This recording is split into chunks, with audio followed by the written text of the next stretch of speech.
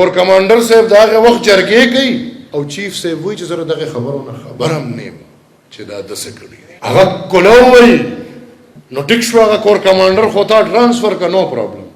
هغه د پېښور نه لاړ باولپور ته.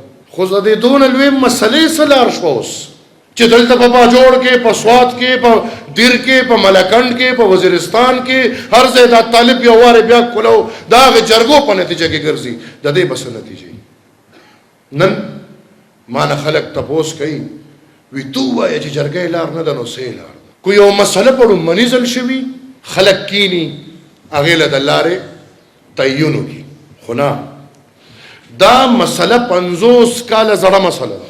د بدقسمتۍ نه، د رد الفساد نه پسم کلي خو پرېږدی، زما کابینه د دهشتګردو نه ډکه ده چې هغه کولو په ټي وي راځي. دلته بې ادبي دې معافي، دلته به هغه د پي ټي آی په کلچر کې ورننوتي او په افغانستان کې هغه مالا په مورچو کې ناست جهاد راولي. هغه خلک په دې کابینو کې ناست دي. نو فوج چې وایي چې ما رد الفساد کړی دی، د دې رد الفساد په مخ ټولو نه لویه غټه څپېړه دا ده چې دا دلته کم کسان ناست دي او کولو لګیا دي چې موږ کړي دي دهشتګرد. هغه زما حکومتي نمایندګان دي.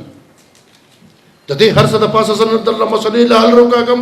د دې مسلو واحد حل ګرانو وروڼو، ګرانو خویندو، چې کله په پېښور کې آرمي پبلک سکول په شان یو دردناکه واقعه وشوه، هغه هم لومړنۍ واقعه نه وه، د دې تسلسل.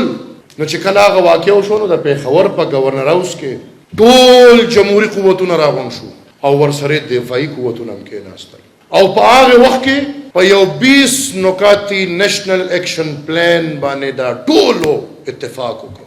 خو بدقسمتي تش اتفاق پې وشو، عمل پې نه کېږي. کو تاسو امن غواړئ په دې خوره زر پکار ده چې هر پښتون او هر خور هر رور ما سره دا آواز یو کې چې په نیشنل ایکشن پلان دی منون عمل وشي.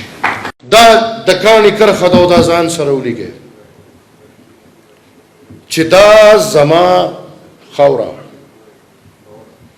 پښتونخوا، دا زموږ ساده پښتنو کې چې هغه موږ وایو دا د لانجې ځمکه ده. او تر څو زما دا خبره یاد وساتئ او دا ولیکئ، تر څو چې د ډیورن لاین فیصله ختمه شوې نه